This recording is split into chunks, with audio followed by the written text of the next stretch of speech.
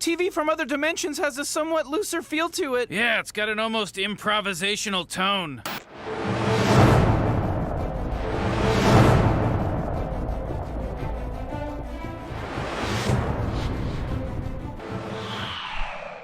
Hey, what's up, Leslie? How is everyone doing? We had Stats 101 test yesterday. We got BAS 320. What are people working on? I'm going to change my mic around. I'm going to move everything around right here. Woo! The camera wasn't working this morning. What's up, Parker? Good to see you here. I went to stream and the camera wasn't working, so I reset everything and then it wasn't working. So then I reset the computer and it wasn't working. So then I turned off everything and reset the computer and it started working. I think it's the ATM Mini. I've got so many devices here. Do I have a picture of my office? I have a picture of my office somewhere on here. But where is it? Studio, I maybe called it. I have a picture of my studio, home studio. Here it is. Here, let me take a picture of this. And I think it was the ATM Mini was actually not working, which is a bummer. And I was like, what is going on? I just reset it. So when you have a whole bunch of devices, and you have to be like, which device is not working? So what questions are there while you're here? Who has questions? Chapter 13, part 2, you got it. And so this is what, for any tech people wondering what was happening, I believe it was this device right here needed to be reset. So I'm actually writing on the tablet you see right here. That's what I write on. But I believe it was this device right here was not working properly, which is actually over on the other side now. But that device right there of the many devices, and this is the screen I always look at.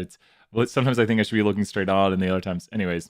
And there's the microphone I'm talking to that you can see right here. There's the microphone right there. So this is the home studio. This is where I'm broadcasting from, and this camera was not doing its camera thing. Let's get the assignment up here. And thank you. I really mean it when I say thank you to Haslam. What I have and what I use is pretty state-of-the-art. Really allows for good audio, good video, all this good stuff here where I can, be clearly on the screen and talk through these topics. We're going to do some chapter 13, part 2, My Pearson here.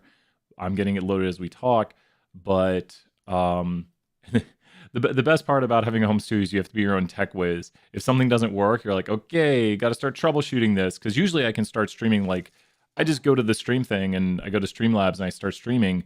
And when I went to do that, which is usually like a minute or two before the stream starts, especially for office hours, before class, I start like 5 minutes before class. So I've handled tech issues like this before where it doesn't work. We're almost to the assignment. I've handled tech issues like this before, but you just gotta be like, okay, we've got a checklist of things we do, and we do these things. And if it starts working, it starts working. If it doesn't, we figure out a way around it. I have backup cameras and all that good stuff right there. Which question are we gonna do? Which question, Parker, do you want to do right here?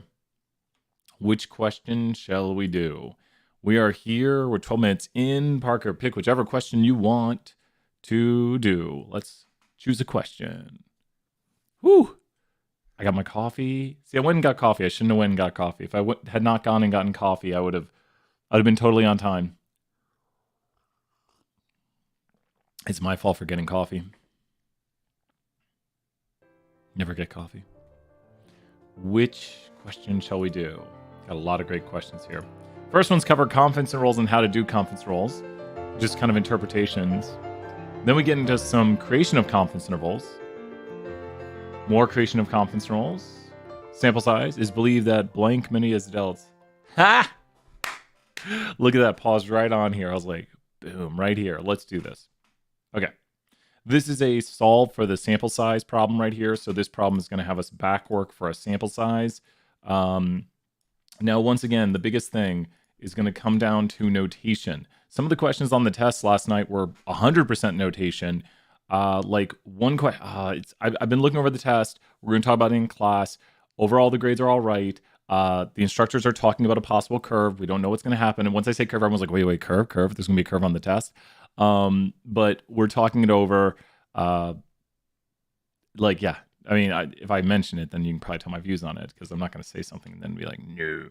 But we as instructors are going to come to a what to do sort of thing for the test. So we immediately start talking about the test after it happens. We start debating questions. We start talking about which questions are fair, not fair. And we look over everything, look over the results, and then we talk about any possible curves. So stay tuned for all the information on that. because we're still getting test results in. Yeah, definitely harder. The average is like 10 points lower, so it's definitely harder. And one of the questions, I guess I can say it, it's all right to say, it says, and do not worry if you got a lower grade. It's all right. So this is a really quick thing before we do this question right here. One of the questions said the mean for the distribution of the sample proportion is, one of the questions said this. And I think it said maybe like sigma, p, p hat, or mu. So what is the mean for the distribution of the sample proportion? Which of these is the mean for the distribution of the sample proportion? And this is why knowing notation is so important. This is not the question we're working on right now, but knowing your notation is important because this question says the mean for the distribution of the sample proportion. And so it's asking for the mean for the distribution of the sample proportion is what? The mean for the distribution of the sample proportion is what? The mean for the distribution of the sample proportion is what? And this is saying like what we expect when we take a sample would be what? The mean for the distribution of the sample proportion is P. Yep. And so a lot of people put like mu, but it's P. That's what we expect to see. So the mean for the distribution, that's the mean for the distribution of the sample proportion is equal to P. Do not worry if you got it wrong, but that's why I'm always like notation, notation, notation, notation. Like the better you know your notation, you can read that and be like, oh, they're just using the equation sheet. So hopefully that helped out a lot right there. For those who knew the notation, like, oh, the mean for the distribution of the sample proportion is P. That's what the equation says. So that's what we always try to read the notation. It's a lot of practice. It's like the more you hear it. So here we go with practicing this notation. We have right now, it is believed that 24% of adults over 50 doesn't matter, never graduated high school. We wish to see if this percentage is true among younger people. What sample size would allow us to increase our confidence to 95%? So when I saw my score, my head automatically played this. Oh, I'm sorry. I'm Leslie. It's okay, Leslie. It's okay. We got this. You're here today working. Let's throw out 100 points. You're going to get those bonus points for your grade right here because I'm sure you're already at it.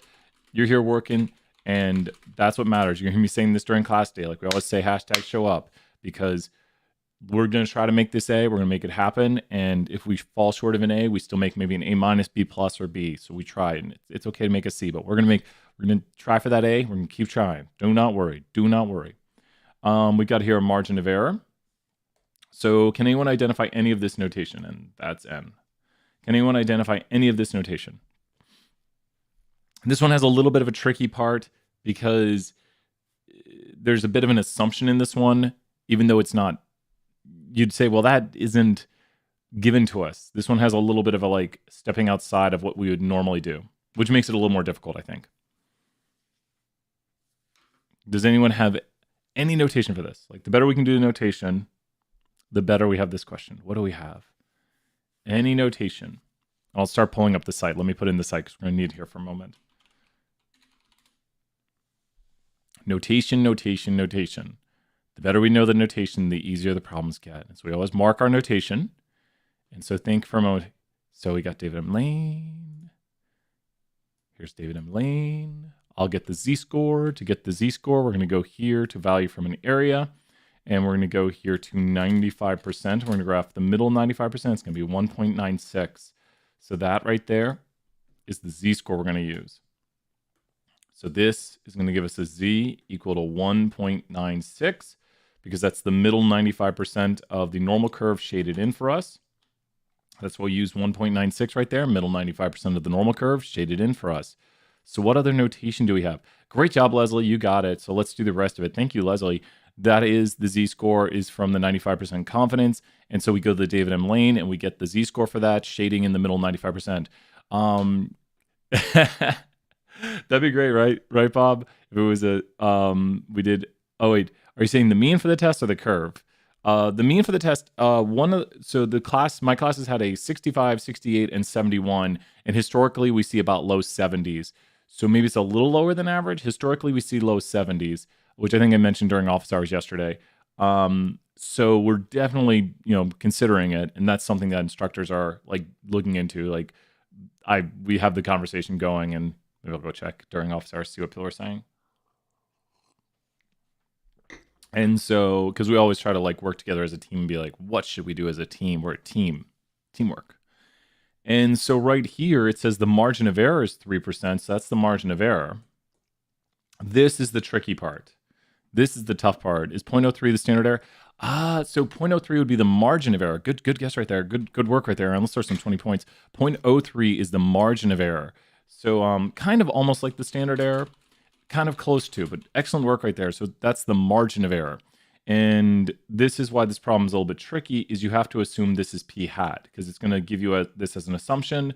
What do we do when we find p hat? Instantaneously find q hat, because q hat and p hat are complements. So q hat's just the other side of it. Once we find p hat, we find q hat, and now we found p hat and q hat. Now, what do you do with all this?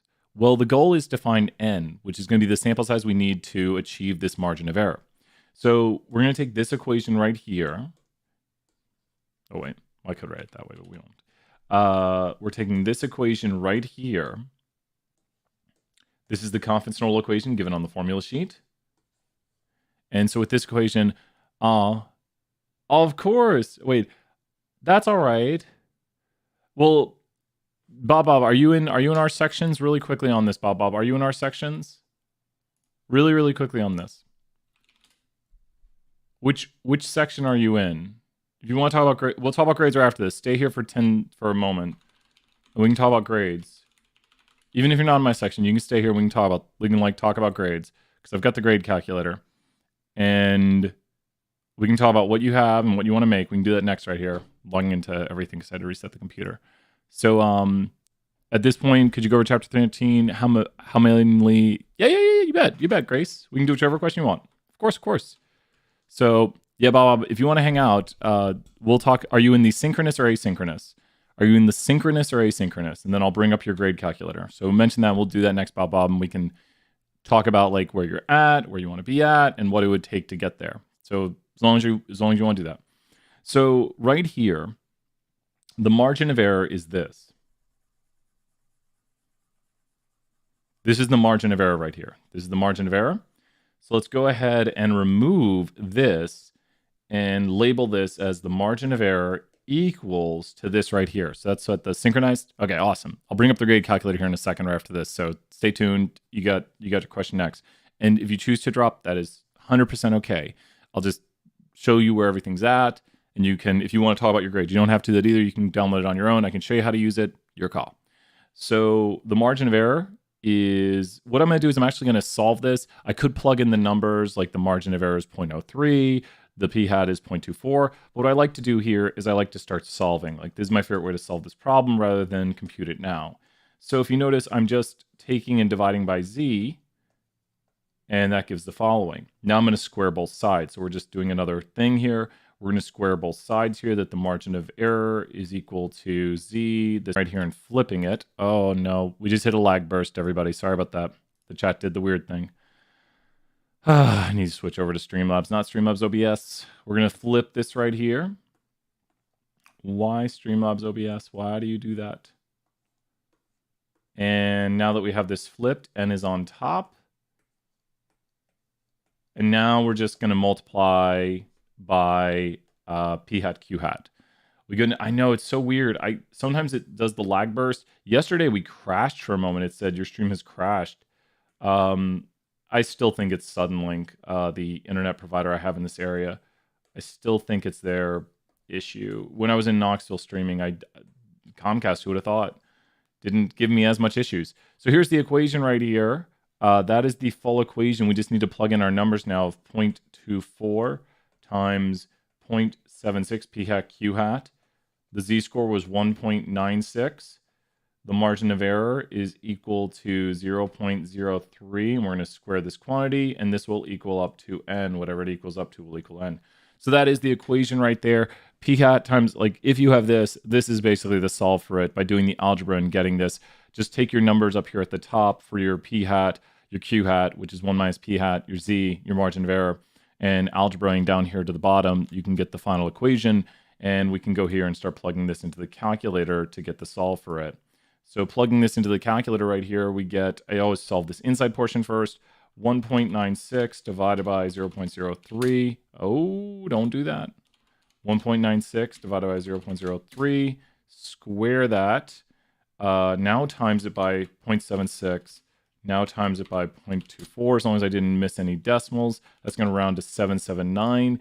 The question does say, hey, home studio, I know you. The question says to round up to nearest integer. It does have a wiggle room, though. We should be all right if we do this. And the question has a little bit of a wiggle room we found yesterday of 2 plus or minus 2. Oh, didn't like that. We did get it right first thing. Do not worry. We did get it right. Does this one only have a plus or minus 1 wiggle room? Yeah, this one's only plus or minus 1. So today the question's only plus or minus 1. It's a little forgiving. If you're off by like a tiny, tiny bit, please tell me. After getting a 60, then a 40 on my test. Okay, that's all right. That's totally all right, Bob. Yep. So, and I want to, especially if you're going to retake the class, which is totally, I 100% want people to know. I want them to look over their grades, figure out what's best for them. And that is what matters. I'm never going to be like, you need to stay in the class. I just want everyone to make the decision that is best for them. And one thing I want to point out right here, which is I think really, really huge.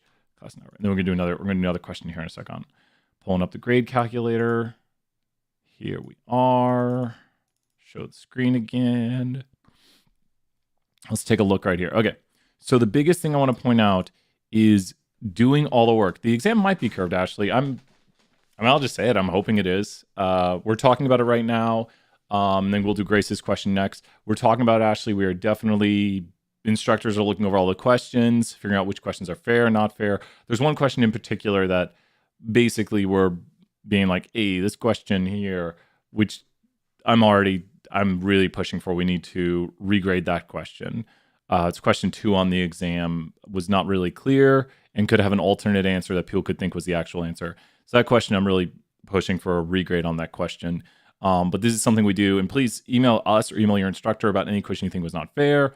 We may agree or disagree, but always, just tell us what you think. That's what we do in person. We'd be like, hey, I don't know if this question really was clear, and then we'll tell you, oh, but it is, or oh, you're right. That's not saying you're wrong, but saying no. Well, the way it's worded might, we want to be as open and transparent with people as possible. And right now we're talking about how to, because we have to get all the grades in, then we have to look at them, and then we have to look at what was missed and hear from students. And that's how we decide what to do. So thank you everyone who's emailed me and talked to me and said how they felt about it. One thing I want to point out is the following. So with this right here, and the second project will have bonus on it. So it is possible to still make a B in the class. So, but this is only if you're doing everything. Right now, with the bonus, this would be a B minus in the class. So you could have almost that. So right now, this would be a B minus in the class with the bonus. With the bonus, this would be a B minus. So especially if what's the biggest thing we keep saying? Like the biggest thing that I can say to everybody is do every bit of the other work. The tests are going to be the hardest part. So you really need, let's go right here, to get an A in the class, you basically need a 78 on the test if you do all the other work. Does that make any questions right here? We'll do a next, my Pearson question, which one are people working on? But the biggest advice I can give is to do all the work. Like keep doing the My Pearson, keep doing the visualizations, keep doing the projects, turn them in early, do all the work outside of the tests. And then if you do all the work outside the tests with the bonus, and that means you've been getting the bonus here by like Sarah and everyone else, great job right there. Let's throw another 100 points to everybody. It's just wacky Wednesdays. Is it Wednesday? It's just Wednesday. So we'll be releasing a new module tonight. I tell you, sometimes you just feel like everything's a blur. Does anyone else feel like this semester is just a blur at times? Like you wake up and you're like, what day is it? Gosh, that sounds bad to say, right? Like, what day is it? What do I have to do today? What classes do I got? If you feel that, I feel that too. Sometimes I'm like, wait, what am I doing? What was I working on last night? So I have lists of things to do. But I hope this gives you some, confidence that you can still make a great grade, even if things go poorly. So even if you make, the first test usually goes all right-ish.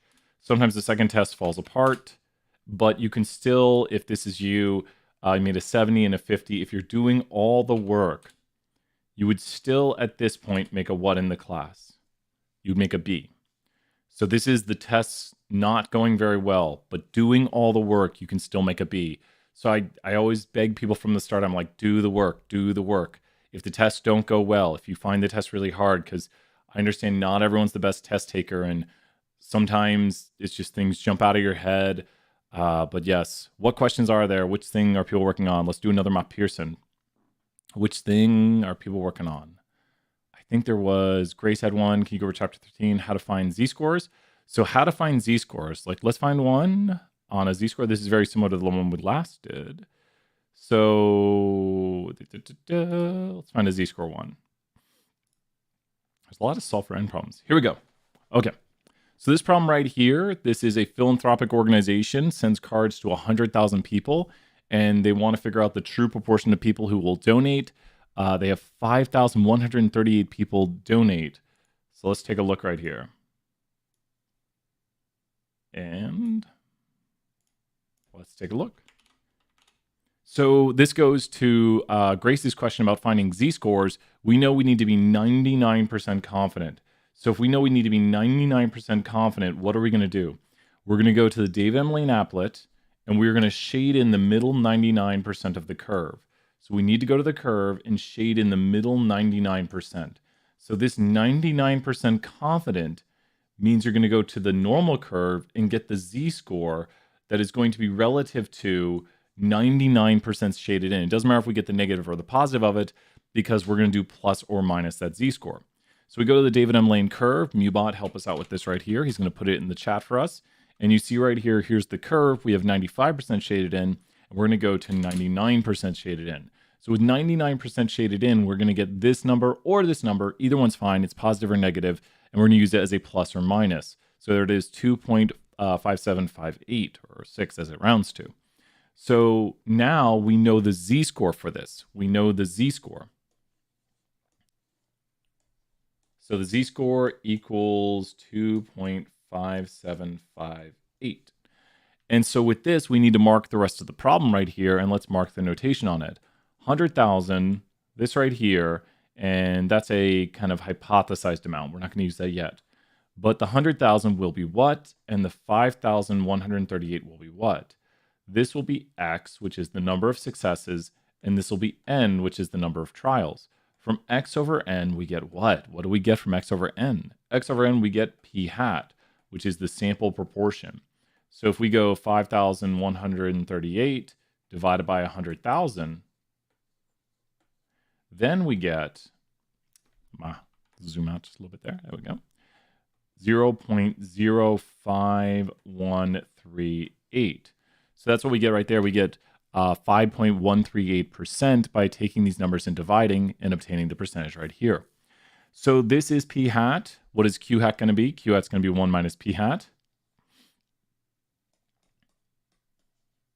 And with this, we get 0.94 something.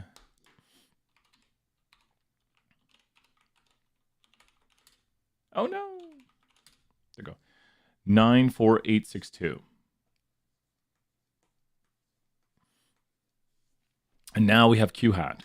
So now we need to solve the confidence interval. Let's put this in green right here as we solve the confidence interval. And we're going to do p hat plus or minus a z-score. And that is what gives the confidence level, p hat, q hat over n square root. And let's go ahead and solve this. So p hat is 0.05138 plus or minus the z-score of 2.5758 square root of 0.015138 times 0.9, I see a question, 862 over 100,000. A lot of small numbers to carry out here. Hey, can you pull up the rubric that you showed after class showing the weights of each assignment? I didn't do it. Yeah. That's all right, Elizabeth. Yeah, let's take a look. And are you in the synchronous or asynchronous, Elizabeth? Are you in the synchronous or asynchronous class? Are you in the synchronous or asynchronous as I solve the mathematics right here? Are you in the synchronous class or asynchronous class? Synchronous or asynchronous class? There's the margin of error, 0.00179.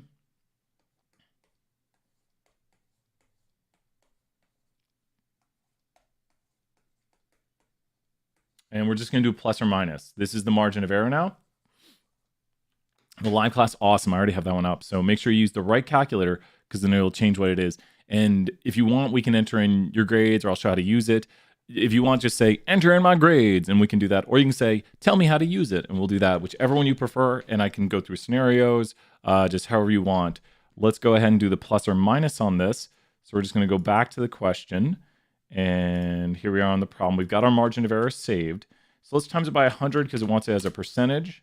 There we go. And then we're going to take this one right here and times that by 100, which would be 5. So we need to copy this. 5 point, oh my gosh, 138. That's what that is as a percentage. Did I do the addition? I think I did.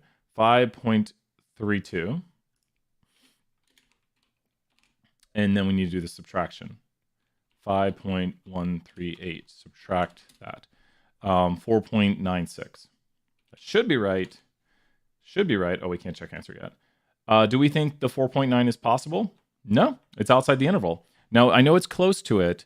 Awesome. You can just tell me, we can look at grades right here. I'll put in some grades. You can say, shift that to this or change that to this, or what if that was higher? So, yeah. Do we think this is plausible? We would say no and say, yep, you've got the points. Great job on the points there, Elizabeth. Given this, do you think 4.9 is plausible? No, it's outside the interval. We should get it right. We got it right. Good stuff right there. Awesome. Let's go ahead. And we didn't think that was plausible because it's outside the interval. Let's say first test went decently. Last test went not so decently. And if this is where you're at right now, if you were to ace the final, you would definitely have an A. Your cutoff for an A would be, let's look at where the cutoff for an A is right now, if this is you.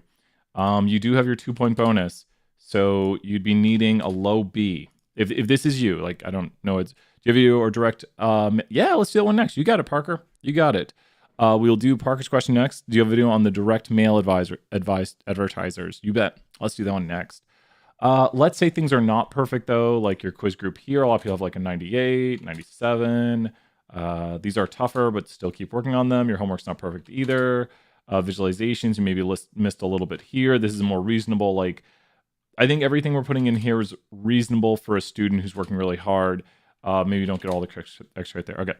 I think these are reasonable high grades to obtain. Like with the drops, with the multiple attempts, I think all of these are reasonable. I think a good student who's working really hard could have all of these grades. They might not have hundreds for every group, but all of these are within reason. They made a mistake, a little small error on the project. They don't get a perfect project 2 with the bonus. Canvas contents, let's even make this a little bit lower. These are very important though. That is going to damage it a good bit. Right now with all of this, you'd be at an A-. And this is the student who's working really hard but doesn't have perfect grades, which this is probably just your student who's working really hard. Like, good job. If this is you, if this is what you currently have up here, you are setting yourself up for success. First test went okay, then second test did not go so well. You could still make an A though. At this point, you're needing you need an A on the final to make an A, which is very possible. You might be like, oh man, but the second test was so hard. The third test is a lot of repeat material. If this is you right here, you can still make an A because with the bonus, the 2-point bonus, so be attending live. But this is the not perfect student because who has perfect grades? This is your working really hard student doing all the work. It's just like you don't have a perfect quiz or stuff like that. Is there anything you want me to change on this, Elizabeth? It's your call to say, could you make this a little bit lower? And if you're working with the calculator right now, feel free to have questions. Oh yeah, and then Leslie, we can do it for the asynchronous. Sure, let's do that right here. But this scenario right here is working really hard student, not perfect, because who is? Test 2 did not go so well. And for this student right here who's working really hard, it did not go perfectly. For them, if you get 100 on Project Q, can you use the symbol story? Well, since it's an average, it would. So if you look at this right here, like let's say you got a 0 on this, the points will like this person now has 100. I think we'll do like 7 bonus points or something. But Project 2 is weighted like the points, like there's 110 points total in the project group. So that's why right now there's over 100 average right here, because there's only 100 points total. So no matter how you get them, the 110 points total in this group, if you get more than 110 points by getting like this, and then we might do like between 5 to 7 bonus points. That's why you can get over 100. Does that make sense, Elizabeth? So it does kind of go to project 1. Yeah. So no, you're kind of right. Like, I mean, that's why if project 1 didn't go so well, like let's say you made a 0 on project 1, you're still not destroyed. And this person right here, who's a student who didn't do well on exam 2, so N missed project 1. So I mean, project 2 is going to be super important. So this is now a student who missed project 1, but it's been doing really well on everything else. They just totally forgot project 1, but they had exam 2 not go so well. So I mean, the big lesson, which I know just seems like I'm repeating the same thing, is keep doing the work, because all of a sudden this student gives up on the quizzes. They're like, hey, I can't do those. Their homework average drops. They stop doing the visualizations. They stop doing the Canvas contents. And all of a sudden now you see they've dropped to a B. And that is with acing the final. They're not going to be prepared for the final. And if they don't get the bonus, they've got a B minus now. If the final really goes the same way, now they're at a C plus. And if they don't have the bonus, they won't get the B minus. So it's when you start like giving up right here. If this student put the efforts back in and were to ace these things right here, all of a sudden now you can see their grade jump back up to the B. They're getting close to a B plus. They haven't reached it yet. Maybe they did project 1. They're getting closer to a B plus, but the biggest thing is doing the work. Let's look at the asynchronous right here. Now, this is what's really great about the asynchronous, is that the tests count even less. You're like, I know someone in the synchronous class is like, wait a minute, what? Their tests count less? They have a different thing. They have to do the modules. I'll be releasing another module tonight.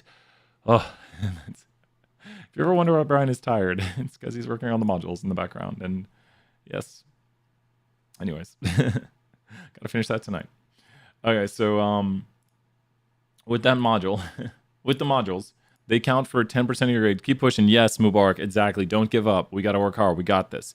So we have here the groups. Let's say you're the perfect student. This is the perfect student, which does one exam. Oh my gosh. YouTube, stop doing this. We just buffered again, I'm sure, because it did the thing. That's the second time today. I really don't like that. I prefer it happens during office hours, but we just hit a buffer again. Yeah, definitely, Parker. You got it. We'll do that here in just a second. This is insanity right here. This is what, with the asynchronous, wow. So if Leslie, if you're seeing this, yeah. Because the remainder portion of your grade down here is only 23% of your grade.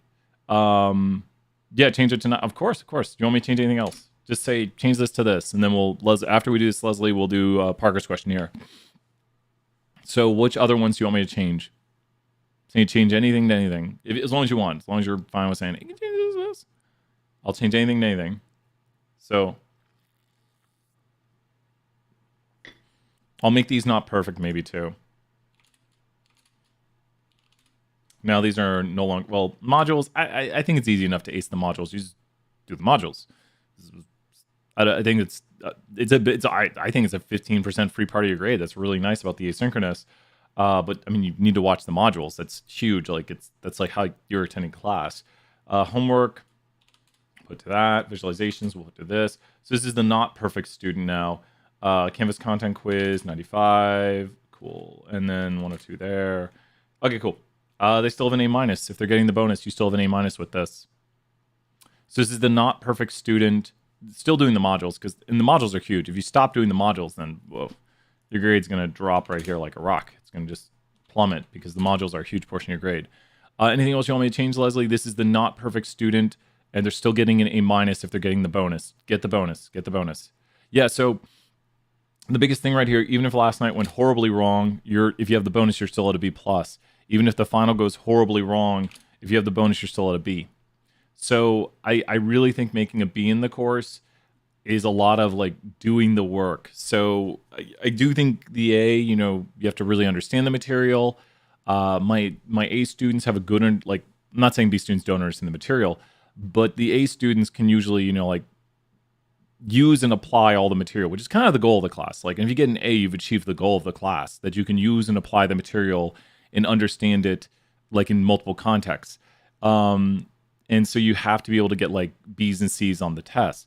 Because if you look right here, if you make, let's say you make B's on all the tests, then you will achieve an A, like by virtue of almost exactly achieving an A, which I really like how that works out right here, that if you have a B understanding on the test, which the tests are always going to be harder, if you have a B understanding on the test and you're doing all the work, you get an A in the class. So, but if you have like a C understanding, well, then you would get like a B plus or an A minus.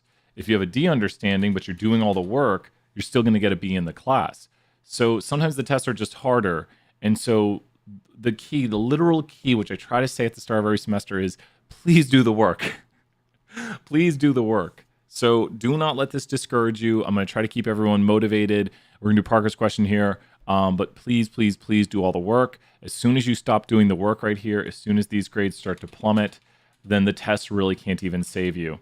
So we're going to put all these to 70s real quick. If you just stop doing the work, and then all of a sudden now, if you're making A's on the tests, you actually have a B minus in the class or C plus. It's because up here, this actually weighs more than down here. You could ace all the tests and not be doing the work. And if I don't give you the bonus, or if you don't get the bonus, you'd have a C plus. So if this is the biggest thing to note, do the work.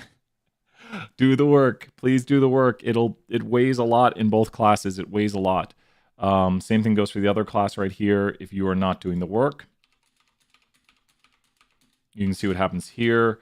And if you ace everything, you would have a B. By acing all the tests but not really doing the work, you'd have a B. But if you do all the work and make 70s on the tests, if you do all the work and get 70s on the tests, you'd have a B or B plus. So I think it's a little bit higher this way, and they're weighted a little bit differently. It should be just a little bit higher than the other one we saw. Okay, let's do Parker's question here. Can we do the problem direct mail advertisers and solicitations? You bet, Parker. Let's do it. Where'd it go? Did I close it out? Oh, no. Parker, I closed it out. Yep. Go direct mail and advertisers. Here we go. Let's do it. Direct mail and advertisers. I need to go bigger. There we go. Direct mail advertisers solicit junk mail to thousands of customers. The response rate is usually quite low. They get orders from 142 recipients from this. Okay, so let's identify. I need someone to help me out to identify any of the notation right here. Any of the notation. As soon as you get a problem like this, notation, notation, notation, notation. So what is any? There's the three things. Oh my gosh. YouTube, seriously, stop doing that. Stop buffering. I have no idea what's going on today. Why? At least it didn't happen yesterday. That's positive, right? So any of this notation right here. Sometimes people get tricked by this one. That is not part of the problem. Any notation right here. That one should be easy. That one should be easy. What do we have notation-wise here? What do we have notation? Hey, Adam, good to see you here. What do we have? We're doing notation right now. Solving the problem. First thing we do is identify the notation. So what do we have? X and N, you are right. So we have here X and N, and instantaneously from that we know we're going to get P hat. So X over N equals P hat. P hat is equal to 142 divided by that right there. So let's get P hat. As soon as we get P hat, we're going to solve for what? We get X over N, we get P hat, which is the sample proportion. Now that we have this, we're going to solve for what? What do we solve that we have P hat? We solve Q hat equals 1 minus P hat. That'll equal to 88. It's just the other side of it. So as soon as we have X and N, we get P hat. And then the 90% is going to be relative to a Z-score. And so with the Z-score, we're going to shade the middle 90% of the curve. So we're going to shade the middle 90% and get 1.6449. So some classic stuff. Great job, Leslie. Great practice. That's exactly what we need right here. And let's go shade the middle 90% of the curve. This is once again the David M. Lane applet. It's in the chat if you're watching the chat. Mubot should put it in there in a moment. This is the David M. Lane applet. We're on the second button right here, and we're doing the area between, and that's what we are doing. So we should have a drawing that looks something like this right here, where we shade the middle 90% of the curve, and we get a z-score of 1.6449. So 1.6. I know, good old David M. Lane, right? Classic. You can just memorize all the z-scores. That's what we do. 1.6449 right there is the z-score. So we're going to use the formula right now to find this. Let's change colors.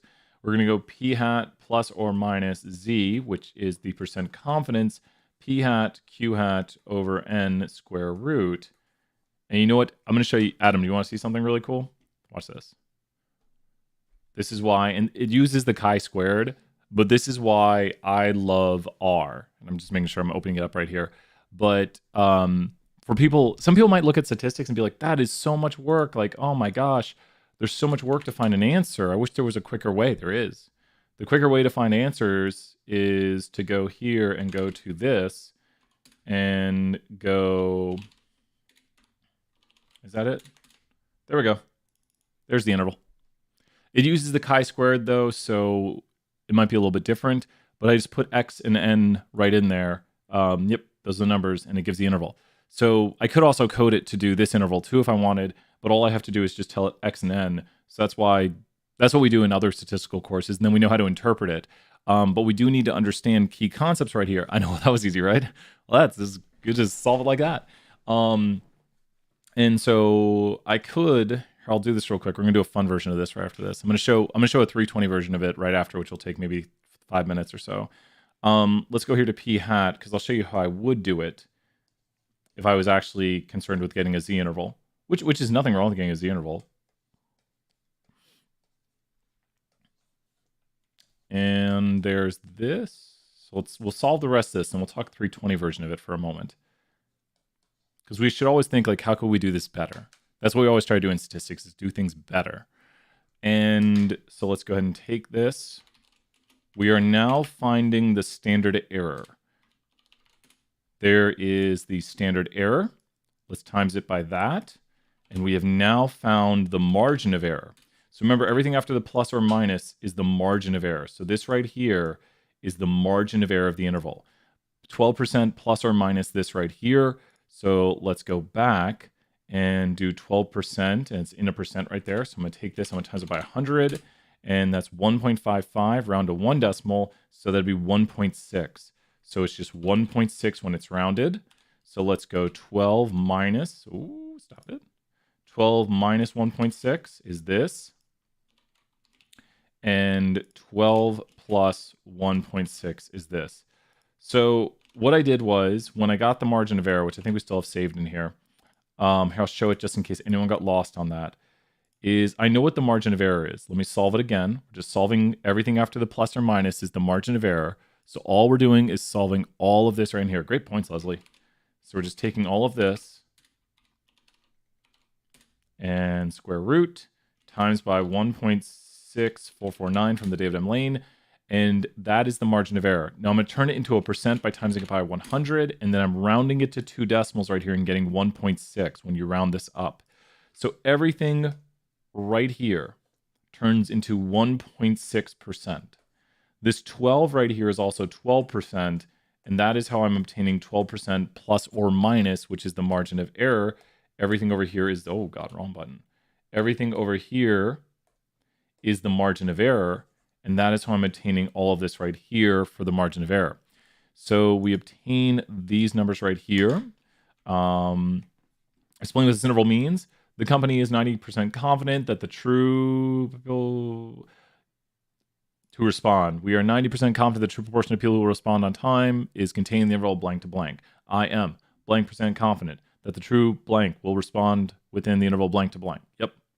Explain what 90% confidence means. It means if we were to repeatedly take samples of this, 90% of the samples would contain the truth. So there's a little bit of a tricky one right here. It has to deal with, so we actually talk about this with our class, Adam, is we talk about what does 90 or 95% confidence means. It means over repeated trials. It's the law of large numbers to say the true probability of an event will occur if we do repeated trials. About 90% of random samples will produce intervals that contain the true proportion. So over repeated trials of samples of this size, we would see 90% 90% of the intervals contain the truth. The company must decide whether to do a mass mailing. The mass mailing will be effected unless it produces at least 4%. Oh gosh, yeah. Why would we think that it's going to produce at least 4%? Well, the interval says, I am 90% confident the true proportion of people who will respond to this mailer is contained between 10.4 to 13.6. So I'm thinking it's going to be about 10 to 14%. I know I rounded that really harshly right there, but 10 to 14% means 4% is something we would not believe. What does your interval suggest? Do the mass mailing. Do the mass mailing. Should we get everything right? Yes. So if I were to put this question into R, here's what I would do. I'm going to build something really quick, Adam, in here, and this is going to do it for 320. So this is a little 320, 474. This is something we practice in 474, and we actually have assignments over this. Let's go right here and use readline. I'm going to show you what readline does. Readline says, put an answer here. Watch this. Put an answer here. Hello. It says hello. So what I'm going to do is I'm going to use readline to say, how many successes? How many successes? So we're going to put this right here. We're going to take readline. We're going to store this as x. And let's go as dot integer because it needs to be an integer value. So this is an integer value right here. And if you look right here, what happens is I'm just going to take this code, remove everything from the global environment, and I run this and it says how many successes, and I say something like 180, and look, 180, that stands for integer value. I guess I could store it as numeric. I don't like integers so much. There we go. Now it stores x right there. Let's put right here confidence, and we say what percent confidence. And there we go right here, and it says what percent confidence. We put 95, and it puts 95 there. We take the same code, we say n, and we say, what is the sample size? I think that's done it. No, we need, yeah, no, that'll do it. Okay, so we've got our x, we've got our n. So now we need to solve for p hat. So let's solve for p hat. P hat is equal to x over n. There's, oh wait, oh, because we called it capital X. Yeah, I want it to be lowercase x. There we go. NAs and oh, I didn't enter in values. Haha. There we go. Confidence. So I did it quickly. Sample size 1000, and now we do the p hat. We do the q hat is 1 minus p hat. And we're almost there. We're almost there. We've got all this stored in, and you'll see once I do all this, it'll be really easy because we're building our own function that's actually going to tell us how to do all this up here. The equation for the margin of error is equal to p hat times q hat over n square root sqrt. And now we have the margin of error. So there's the margin of error of the interval, or no, that's the standard error. There's the standard error. Margin of error, this is the tough part. Let's calculate the z-score. The z-score is the tougher part, and we know if we have a 95% confidence interval, it should be 1.96. The way this function works visually that I'm about to use is it's actually going to do the following. It's going to compute it this way right here. It's going to compute going from left to right the percent of area on the curve. So I believe I need to use, I always get the two confused, I need to use p-norm 0.025, and nope, it's q-norm. Q-norm for the quantile, and there we go. So this 0.025 can be found by doing 1 minus conf divided by 2. There we go. So we take this right here, and there's the z-score. We're almost done with this, so it would take about 5 minutes. I'll have to time it and see how long it took. There's the z-score for it. Now we take the z-score times the standard error. Does readline take input from a user? Exactly. I love readline, Adam. There we go. There's the margin of error. Yep. And now we go upper is actually do lower. Let's do this. ABS. So I'm taking the absolute value of this because I want the positive z-score for it.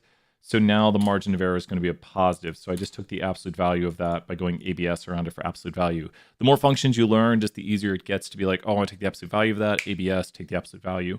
So now the margin of error is just a positive number because I want to take p hat plus the margin of error and p hat minus the margin of error. And this is going to give me the upper, and this is going to give me the lower. And let's go here to cat paste upper, cat paste. Your interval goes from lower to upper. Okay, we almost got that. This should work. Go. Your interval goes from lower to upper. I didn't put a parentheses. There we go. And oh, whoa, whoa. Okay, good. Oh, we got to round this. Look at that. Let's go here to round. Oh, wait, we don't want to do it there. Round to 5 decimals and round to 5 decimals. And there we go. Okay. Exactly this, and then we're going to turn this into a function right here. We've basically done it. Everything right here has been created. So now let's go here and go fun, and we're just going to take all this and put it into here. This is just a quick version, a quick peek at 474, and it takes nothing. And let's call this prop z interval. Prop z interval. Prop z interval. Okay. So now, check this out. Prop z interval. So here's the whole goal of this. How many successes? Let's look at our problem. Our problem has, can I get it all on one page at one time? I bet I can if I do this. So this question right here, how many successes? We have 142 successes. What percent confidence? We're doing 90% confidence. What is the sample size? The sample size is this right here. And now your interval goes from 10.46 to, there it is. And that carries all the decimals even. So this function right here that I created solves it all out. This is the exact same interval we're getting, 10.46, and it should, so that would round to a 5 right here. So it should accept a 5, it looks like. Yeah, it does, because it's rounded. This carries all the decimals. We do some building of functions. We learned how to do it, but if you notice this function I built, I can just put in any of these problems. Like, here's what's really great about building this function. If we go to the other problem, the mailing problem right here, where we have the donors right here, it says, how many successes? So we go right here to where it says how many successes, and we put in 5233. How many, what is your percent confidence? 90% confidence. What is your sample size? And so that's the sample size. Your interval goes from this to this right here. And we did this one earlier in the video if you were looking for it. And then it wants it rounded to 2 decimal places. And so that should accept. Is this plausible? Nope, it's outside the interval. There we go. True determinant hacker man. Oh man, we should have done it. Should have went full hacker man here. We can just like hack every question now. Make a 98% confidence? Sure, we got this. Let's just go over here, hacker man. Let's do this. We've hacked these questions. So we've got here 20% of them. Ooh, you see this one's tricky. It says 20%. So we need to take 20% of this. That's trying to trick us right there. And then we have the sample size, or the percent confidence is 98%. The sample size is this. Oh no, NA is produced by, oh no, no, no. We're going to solve this outside the thing, outside the function. That right there is 640. I should have just done that in my head. So how many successes? They tried to trick us. They tried to hack us. We hacked them and they hacked back. Don't hack back. There we go, round to 3 decimals. And this. Good. Explain this means we are 98% confident the true proportion of children that have vitamin D deficiency is contained in the interval blank to blank. So the true proportion of children, 98% of 90% confidence will make confidence rolls that contain the true proportion. Look at that. Hacking all the questions. Don't hack back. Question, you can't do that. We could actually put something in the function. We could, watch this. Let's hack back. They can't hack us. If you have questions, let me know. We're just having some fun at the moment. We're gonna let the song end here in a moment. But what if we run into a question like this? Because this question tried to hack us back, and we're like, nope. So watch this. What you could do is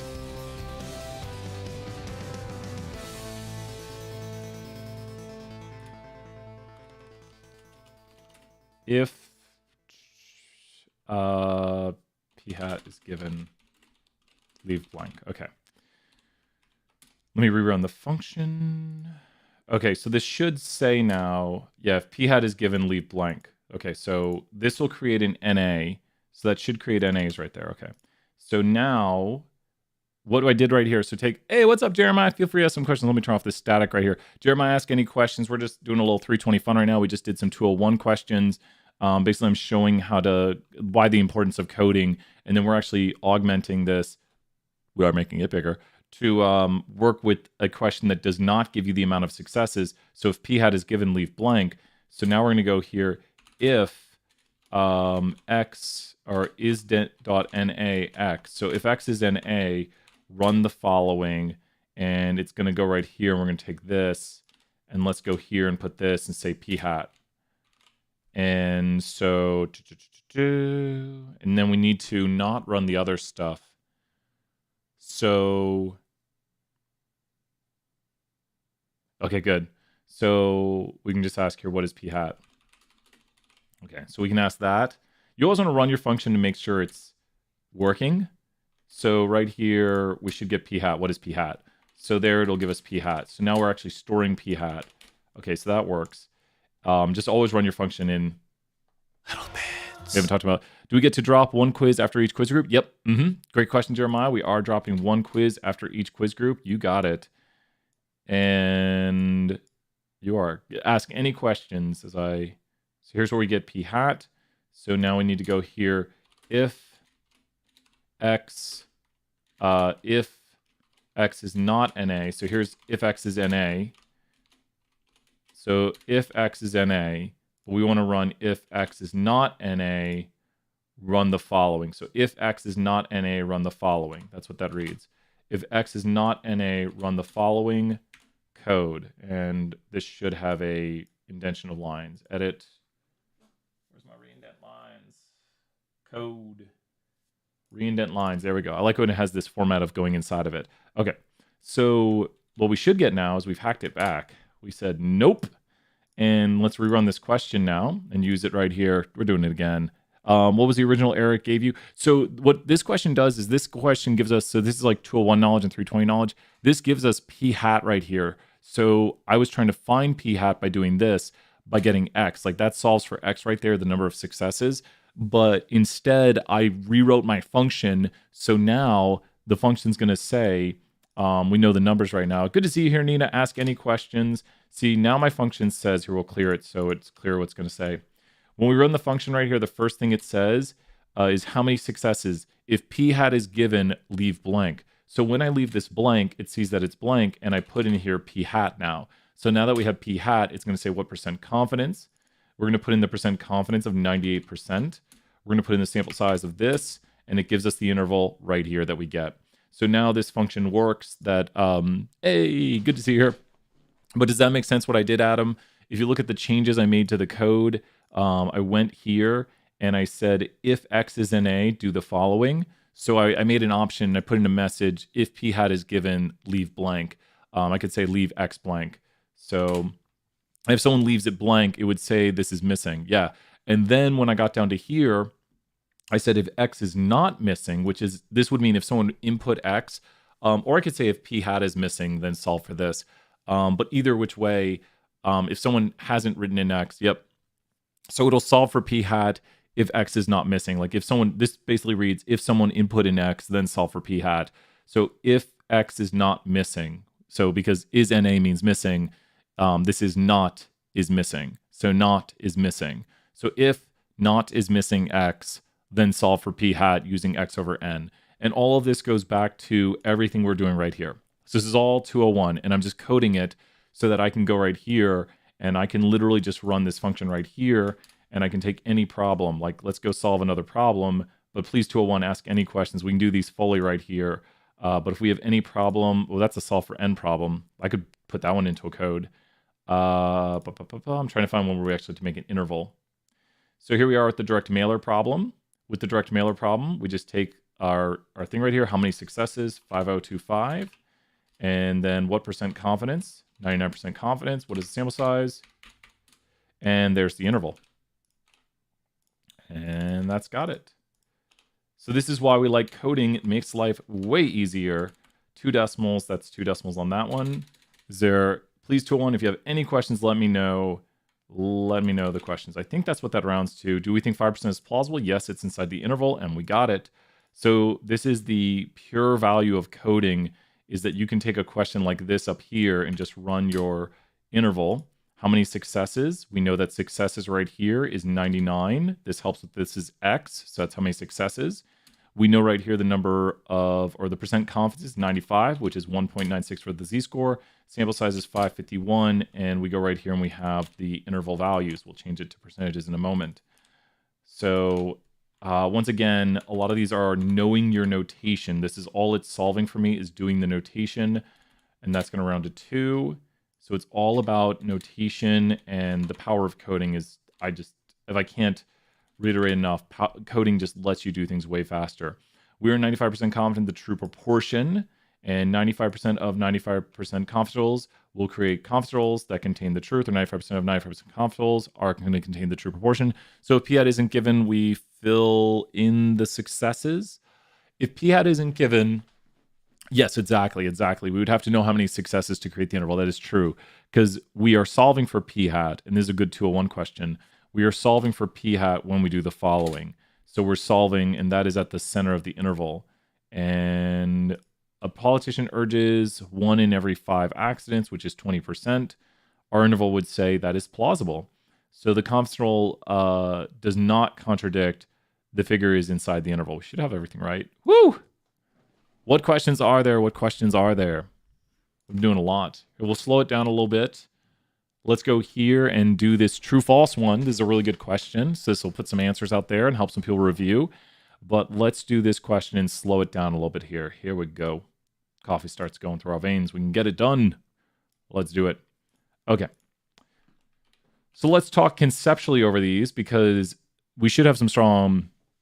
Yeah, it's crazy. I love coding. It just helps. It just makes, it's like, oh, let's do a bunch of these problems really quickly. Let's solve it all. So why coding's so awesome. It's just really helpful. It's a great skill. And that's why I love that we teach it in 320 and 474 and 475. So it's a really helpful skill to have that makes you like Hacker Man. You turn to Hacker Man. Several factors are involved in creation of a confidence interval. Among them are the sample size, the confidence level, and the margin of error. So the sample size, let's mark our notation here. It's not going to be too important for this question, but we have sample size, confidence level, and margin of error. Margin of error, what we've talked about so far, is z p-hat q-hat over n square root. That is the margin of error. The level of confidence is related to the z star, so that is part of the margin of error, and the sample size right here. So they're talking about these things right in here, which of the statements are true. So now that we have the notation marked and we see where it applies, let's take a look. For a given sample size, higher confidence means smaller margin of error. So they're saying if we increase the sample size, so for a given sample size, higher confidence, well, they're keeping this constant. So that's going to stay equal for a given sample size, higher confidence. So if you look at this right here, let's highlight this in blue. They're changing this one. We'll put blue what they're changing. So a higher confidence means a bigger z-score, means a smaller margin of error. Let's see what happens with confidence. If we increase our confidence, let's make it look like a confidence interval again. If we increase our confidence from 90 to 95, the margin of error gets wider. I keep doing the new restaurant problem the way you're showing it. That is the only question I keep getting wrong. I'm only a couple off. Oh, Abby, let's do it next. You got it, Abby. Let's do the new restaurant problem, and I'll use your numbers, Abby. So if you have it up right now, I'll use your numbers, and I'll solve it. So have a version of it up. I'll solve it, and we'll get it exactly right. How's that sound, Abby? We'll finish this one off here for the video. And so this one right here is going to be false. because it would be a larger. So this will be larger right here. This would be a larger margin of error. So this would be larger. So that is false. That is no. For a specific confidence level, larger samples provide smaller margins of error. That is true, because what they're increasing is the sample size. So if you increase the sample size, larger samples provide, exactly, this would make it smaller right here. So this is true right here. That is true. For a fixed margin of error, well, this is the tough one. For a fixed margin of error, larger samples, so they're making this margin of error fixed right here. This is going to stay the same no matter what. Larger samples provide greater confidence. Yes, because they're keeping this constant, and they're saying if you provide larger samples provide greater confidence. Yes, then the z-score could, so if you provide a larger sample, yes, then the z-score could actually go up too, because it has to stay constant. Because you're dividing by a bigger number, you have to times this by a bigger number. For a fixed margin of error, larger samples provide greater confidence. Yes, if you keep the margin of error constant. That is the most confusing one right there. But if you keep this number here constant, then if you increase this, well, then everything's going to get smaller, so you have to increase this. Just think, this has to stay constant. It has to stay whatever it is. So by increasing this, you have to also increase this. They're going to like counterbalance each other, because this one's on the top part and this one's on the bottom part. So you have to counterbalance. For a given confidence level, having the margin of error requires twice the sample size. There's a question like this on the previous assignment. If you want to have this right here, the margin of error is this. So if you want to take half of this, then you would actually, to put this inside of there and take half of it, you would actually have to do 4 times. Reason being is because you can't just multiply these two things together right here. You can't multiply this into this. If you want to put things under the radical, well, then you have to square this and square this and square this, and you could make them all one happy family right here with the following z squared p hat q hat over, and then if you notice, we'd have 1 squared, which 1 squared is just 1.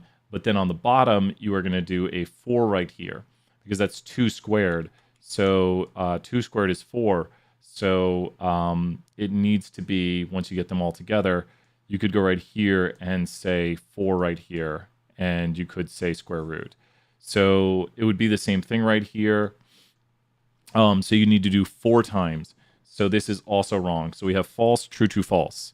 Is the larger sample size always going to increase confidence? No, larger sample size just increases. So if you only in this instance right here, great question, Adam, only for a fixed margin of error would a larger sample size provide more confidence. The key part of this question is the fixed margin of error. Larger sample size will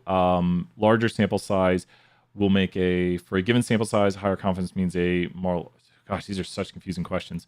Please, if you have questions on them, please ask. I went over this one to start. But for a given sample size, higher confidence means a smaller margin of error. So for a given sample size, right here, if you keep the sample size constant, then higher confidence would make the interval wider. And that can be shown visually here by saying if we just increase the confidence, we get a wider margin of error. So going from 90 to 95 to 98 to 99. Just to very, very quickly speak, so that's false, true, true, false. To very, very quickly speak on this, how they act just on themselves. What will increasing the sample size do to a confidence interval? What will increasing a sample size do to the confidence interval? So this is good. You should know this. This is the most basic way of understanding it. Those questions go more complex. What will increasing the sample size do to the margin of error right here, which is part of the confidence interval? Increasing the sample size will do what to the margin of error? Like, this is just the basic version of the questions. Those are more complex right there that we just did. Like, it's like, for this given, how does this change for this? If you increase the sample size, what will this do to the margin of error? Increasing the sample size will do this to the margin of error. So since it's on the bottom, just question says, increasing the sample size will do this to the margin of error. It'll decrease the width because you're dividing by something. If you increase the level of confidence, that will do what to the confidence interval? If you increase the level of confidence, that will do what to the confidence interval? Which actually, that's what that first question is saying. It'll make it wider. And that's why it's false, because it says it makes it smaller. You can just ignore, because it could just basically say higher confidence means smaller margin of error. They're saying, because someone could say, well, what if the sample size? But no, they're just saying don't worry about sample size. Higher confidence means smaller margin of error, and that's wrong. Higher confidence means larger margin of error. So that's why that one is wrong. We should have them all correct. These have tricked me before. Not today, though. Not today, my Pearson. We've gotten everything right. We've gotten all hundreds. False. Here's the tricky part. They switch the order sometimes. That is not nice of them. Woo! We got them all right. Tricky theory questions. Got to make sure we understand all the theory. We got a 50-50 shot on them, but make sure you can theoretically talk about them, review how I talked about them here, but we mentioned how the theory works on all of them right there with the equations given and shown that it would actually take 4 times the sample size to get half the width of the confidence interval, and talking about how the things interchange. Abby, which ones do we have? What numbers do we have? We're going to do another Mop Pearson here. So Abby says, new restaurant problem. Is that in the previous set of problems? I think so, right? It's in the previous set. I think we need to go back to the previous set. Okay, let's get the previous set. Okay, so here we go. I can rewrite it. Let me rewrite the question. I know the question. A new restaurant is opening, and they know that 58% of people demand smoke-free seating. They will have 115 seats. Find out with 3 standard errors how many seats they need. 3 standard deviations above the mean. How many seats they need? Round your final answer up. Okay, so here we go. This is a sampling distribution question. So what do we have? Notation, notation, notation. Someone help us out to start out here. What do we have notation-wise? I'm going to write formulas. The mean for the distribution of the sample proportion is equal to the true proportion. The standard deviation for the sampling distribution of the sample proportion is equal to P times Q over N square root. So what do we have notation-wise? I know you're going to do this. That might be right. Might be right.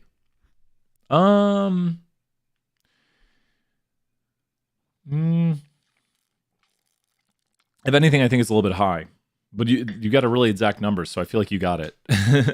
Like if someone said 83 or something, I'd feel like it's high. I'd be like, looks a little high, maybe a high 70s. But you gave such an exact number that makes me think we're right. What do we have notation-wise here? The way you gave the number, I'm like, I feel like that's right. Like it looks right. It looks correct. So what do we have notation-wise here? So we've got our formulas on the screen for this chapter. We've identified this as a sampling distribution of the sample proportion because, well, one, we're doing that chapter, and 2, it's telling us we know this amount. You also don't see how many successes out of a sample, so we don't have a sample proportion. We're dealing with truth right here. So any of the notation. What notation do we have? Who can also help us out here? What is 58% and what is 115? Always identify your notation to start. That's the key. So when you're working these problems, immediately write down your notation. Exactly. Great job, Abby, right there. Thank you so much. You are correct. This is the sample size right here. And then this is P, because that's the truth. So the mean for the distribution is going to be 0.58. And then the standard deviation is going to be 0.58 times 0.42 over 115 square root. And so that's going to be the standard deviation. And we can solve NP to check the success failure condition. We can, and then we will have 10 successes, 10 failures. I got Q here by doing 1 minus P. These two add up to 1. So we figured out Q. Let's write that here so people can see. Q is equal to 0.42 because it's 1 minus P. Always remember that. Good practice right there. So P times Q over N square root. Got it. Okay. So from here, there's quite a few ways to solve it. But what we want to do is we want to take the mean plus 3 standard deviations. So that was equal to 0.04602. And now we want to go to the mean plus 3 standard deviations. And we just found these right here. We found these numbers, the mean plus 3 standard deviations. So we're going to go to 0.58 plus 3 standard deviations. And there it is right there. Let's go ahead and put these. Oh my gosh. And internet? Come on, internet. Stop that. 71.8%. So what does this mean? Well, that might get you how many. I think you're doing it's. I think, what is that distribution called? You're doing it similarly, but slightly different equations. Which can there are other ways of doing this. There are other ways. There's multiple ways of solving. Multiple ways to the same answer. So your answer probably got you how many. This answer is going to get us what percent currently. And if you look at what Adam has for his problem, the only difference is he's multiplied it by n, right? So now that you've multiplied it by n, Adam's already multiplied his by n.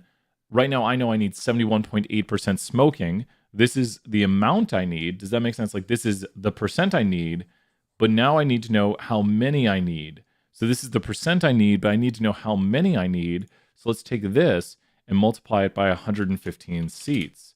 And there we go. 82.57. And we might have carried some extra decimals a little bit differently, but 82.577 right there. So yep, that's got it right there. There we go, 82.57. And then that rounds up to 83. Even if it's 82.1, round up.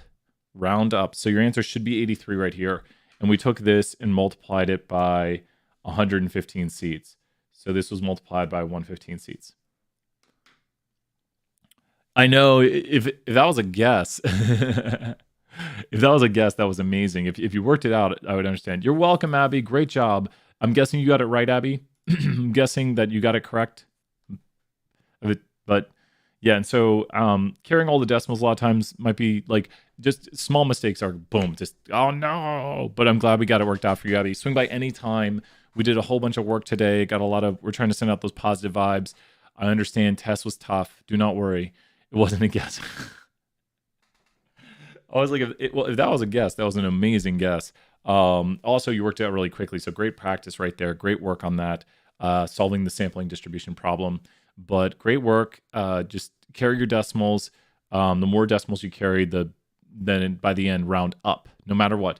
If your answer is 82.1, that rounds to 83. So 82.1, don't look at that. Just go to 83. Sure. With that, let's head over to the main screen. Whee! Whoops, I hit it too quickly. Great work, everybody. Gonna be teaching her soon. 23 minutes. I remember helping kids. Yeah, exactly. Adam's like, I remember that problem. I did that problem quite a few times. P times Q over n square root. P times Q over n square root.